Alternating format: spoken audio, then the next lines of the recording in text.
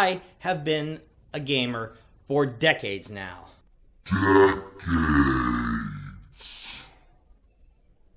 However, since I'm not what you'd call a people person, because people suck, I've had to confine most of my gaming experiences to single-player video games or the occasional foray into the fun of online gaming.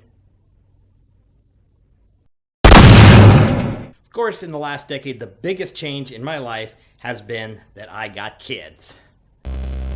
You missed.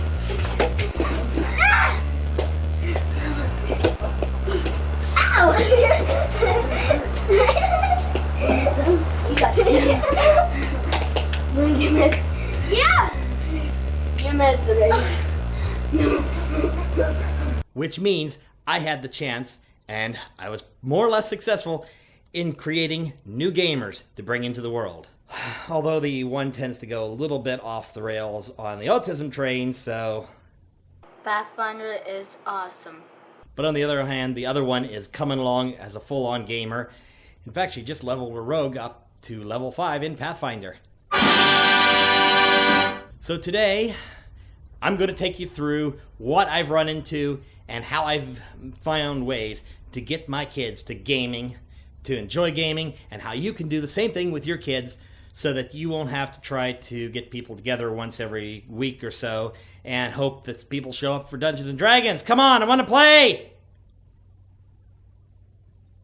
Here on Random Bits of Geek!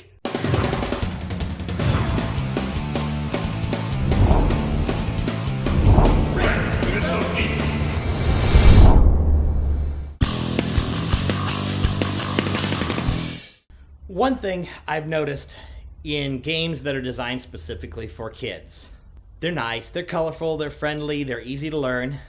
They're also really boring. You heard me, Candyland. You suck. You know, it's the kind of game that is absolutely 100% bent on luck, no decision, flip over a card or flip a coin and move along until you win. Somebody wins. Yay! Nobody did anything except roll dice. Yay! Nothing gained. Don't care. Die. Burn in fire. Nipples are tweaked. So the first thing you're going to want to do when you get kids that are of age to game is find a game for them to play.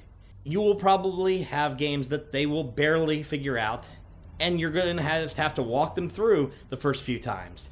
But once they get that gaming bug, they will be interested in games that are way complex and way awesome, and you'll have fun. Lots of fun. Awesome, gallons and tons of fun. Examples that I've used, simple games that have simple mechanics like a Ticket to Ride, although that's a little bit higher on the strategy element for really young kids.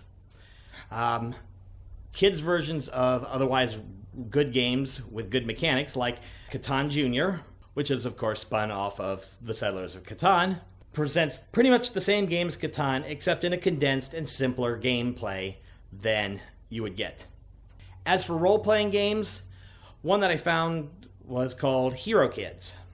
Lauren and I played this a little bit, and we kind of ran through the story elements pretty quickly because there aren't a lot of mechanics to the game. It's a good introductory for very young kids and kids who are just learning to read. However, when they have learned to read and they're bored with the simplisticness of Hero Kids, it's time to go Pathfinder Beginner Box. Seriously, screw the D&D Red Box because it's minuscule compared to the awesomeness of the Pathfinder one, which has so much awesome stuff. Paizo, I'm waiting for my check. Please, for my check, if you were sponsoring me. Which you're not, but I wish you were. Then money.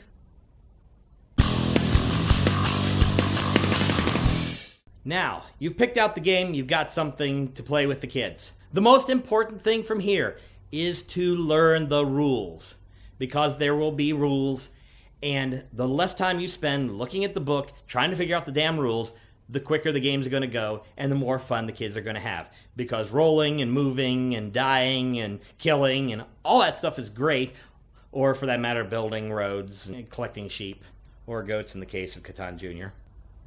One thing I've always noticed is that every so often playing a game or playing Role-playing games is that you run into a situation where you don't have a rule and somebody has to go all rules Nazi on us. That is never fun. Rules Nazis can suck the life of the game. Because story trumps rules. Plus, when you're flipping pages, the kids are looking at something else colorful and shiny and squirrel!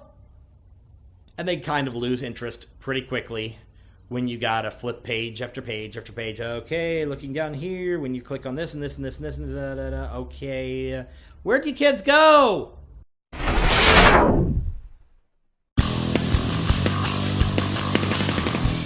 As I said before, picking a game that is accessible for the kids is a good idea.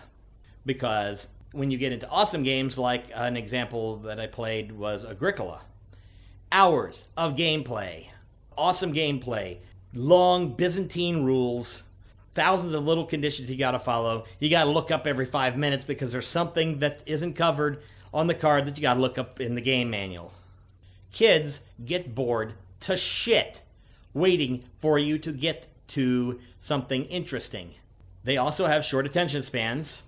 You, Internet! You! Yes, their attention spans are short. Hey, I found myself. This is fun! Ah! Therefore, when you start gaming, you're going to do 15 to 20 minute gaming sessions with the kids, maybe up to a half an hour, which is where picking those games that have that short run time for a complete experience is a good thing. Then you might be able to get 2 or 3 games, 4 games. Those games that come along for gaming night that are short games that you can play fast. Those are the kind of games that you might just want to start with your kids. You can buy them for your regular game nights for the adults as an in-between, a palate cleanser. But these are the kind of games that are also going to be good ones for kids. Because cut down on the let's stay in the same zone for 2 hours. Oh my god!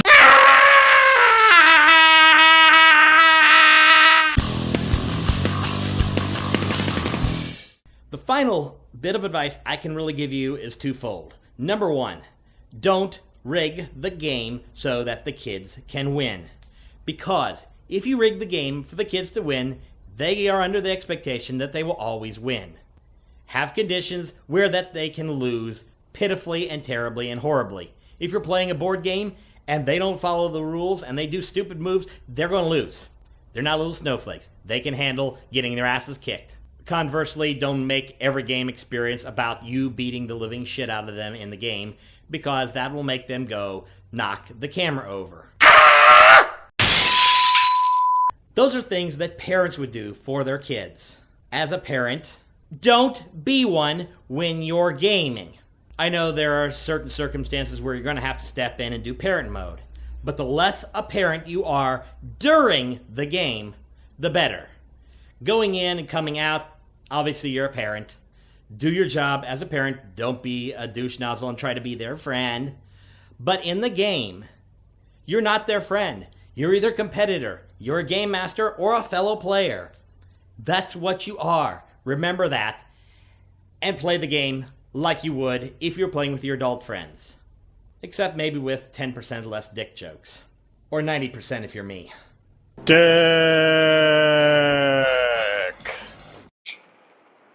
Three. And that's a miss. Are you sure? So finally, most important thing when you're gaming with your kids is to have fun. Because that's the point of gaming, is having fun, building relationships, all that awesome stuff. Speaking of which, that's a hit. And you're dead. Dick.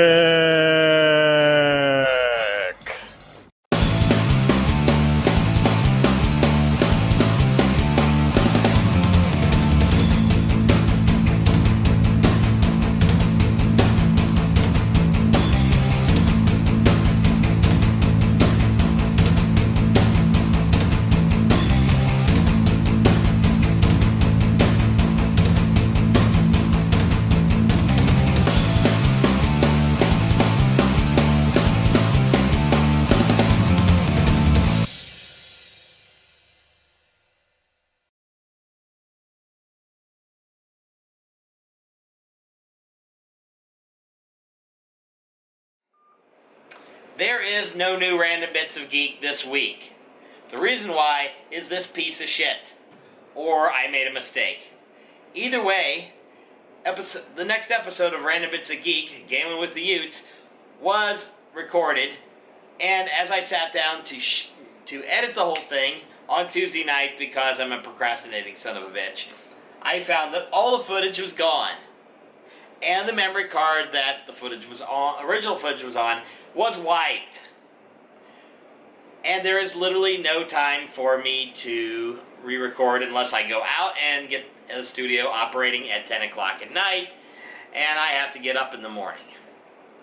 So, we will get the episode recorded, and we'll drop it next week at the usual Random Bits of Geek time, and we'll go from there. Because, yay! Malfunctions and bullshit! Kill me!